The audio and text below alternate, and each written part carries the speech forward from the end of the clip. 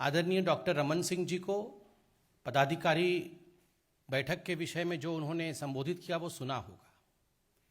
भ्रम की राजनीति, ऑपोजिशन जो भ्रम की राजनीति कर रही है, उस विषय पर भी आज हमारे सम्मानित अध्यक्ष माननीय जेपी नड्डा जी ने हम सबको संबोधन में बताया है।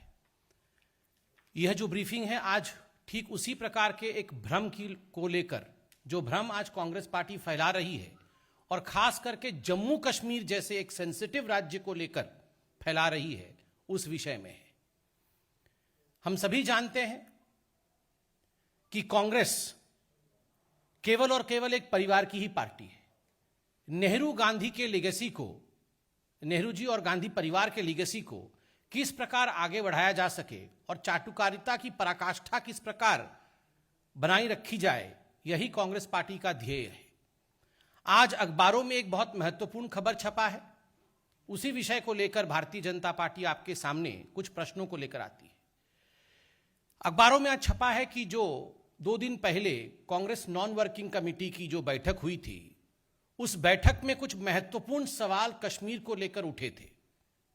सीडब्ल्यूसी की बैठक में सीनियर लीडर कांग्रेस पार्टी के और सीडब्ल्यूसी के सदस्य तारिक हमीद कारा, इन्होंने कश्मीर को लेकर एक भ्रम का वातावरण बनाया और उन्होंने यह भी कहा कि जवाहरलाल नेहरू ही वो व्यक्ति हैं, हिंदुस्तान के प्रथम प्रधानमंत्री, जिन्होंने जम्मू कश्मीर को हिंदुस्तान में इंटीग्रेट किया, जबकि सरदार पटेल वह व्यक्ति है जिनकी भरसक कोशिश रही कि किस प्रकार से जम्मू कश्मीर को हिंदुस्तान से अलग रखा जाए।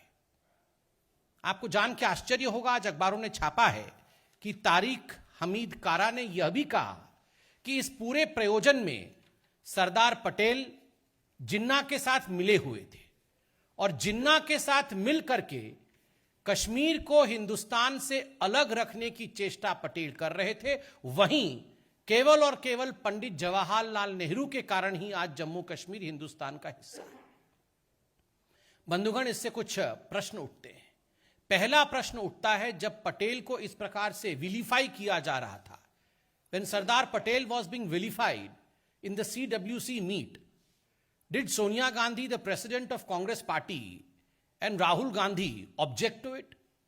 जब इस प्रकार से सरदार पटेल, जो हिंदुस्तान को अखंड रखने में जिनका एक महत्वपूर्ण भूमिका रही है, जो हिंदुस्तान के लोकप्रिय नेता हैं, हम सबके आदर्श हैं, जब उनको एक विलियन के रूप में सीडब्ल्यूसी के मीटिंग में प्रस्तुत किया जा रहा था, तो क्या आदरणीय सोनिया गांधी, जो अध्यक्षा है कांग्रेस पार्टी की, उस मीटिंग में वो मौजूद थी? राहुल गांधी उस मीटिंग में मौजूद थे? क्या यह प्रश्न उनके तरफ से उठा कि इस प्रकार से कारा साहब को नहीं कहना चाहिए पटेल जी के लिए? यह हम जानना चाहते हैं, नंबर 1।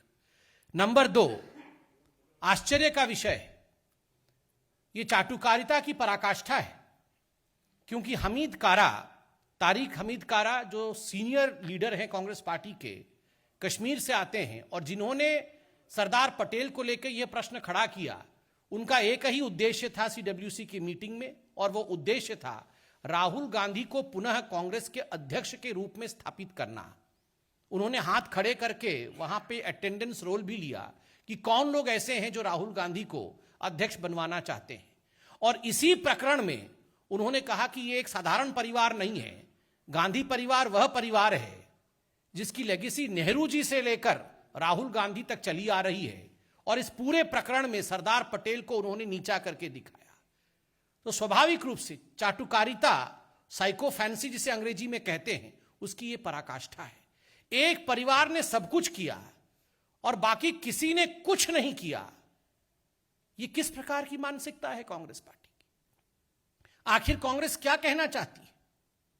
और यह परसों की बात है, आज अखबारों ने इसे छापा है, और सरदार पटेल जिन्ना के साथ मिले हुए थे।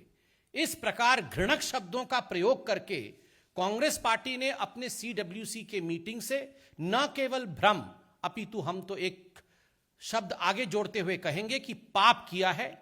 यह पाप का कार्य है। बंधुगण, आज भारतीय जनता पार्टी यह जानना चाहती है कि क्या इस प्रकार के शब्दों के प्रयोग के लिए तारिक कारा जी को रिप्रिमेंड किया गया, क्या उनको सीडब्ल्यू से निकाला जाएगा, यह भी हम जानना चाहते हैं। आपने देखा होगा चंद दिनों पहले किस प्रकार से वीर सावरकर जी को विलीफाई करना और उनके लिए भ्रम फैलाने का काम किया गया है। आज एक बात स्पष्ट होता है, अपने परिवार की लीगेसी को ऊपर रखने के लिए, नेहरू गांधी डायनास्टी को ऊपर रखने के लिए सुभाष चंद्र बोस हो, चाहे वीर सावरकर हो, चाहे सरदार पटेल हो, किसी को भी अपमानित करना हो, किसी के नाम पे भ्रम फैलाना हो, कांग्रेस पार्टी वो सब कुछ कर सकती है। जहां भारतीय जनता पार्टी आज विकास की राजनीति को लेकर आगे बढ़ रही है, वहीं आज कांग्रेस पार्टी भ्रम को लेकर आगे बढ़ा रही है, भ्रम की राजनीति कर रही है। ये हम सब देखते हैं। यह एक गंभीर विषय है, अखबारों में आज प्रकाशित हुआ है। इन सब नमस्कार, मैं हूं मानक गुप्ता। अगर आपको हमारा ये वीडियो पसंद आया हो तो इसे लाइक और शेयर जरूर करें, और हां, हमें सब्सक्राइब और फॉलो करना ना भूलें ताकि आप देश और दुनिया की कोई खबर मिस ना करें। तो जुड़े रहिए हमारे साथ और देखते रहिए News 24।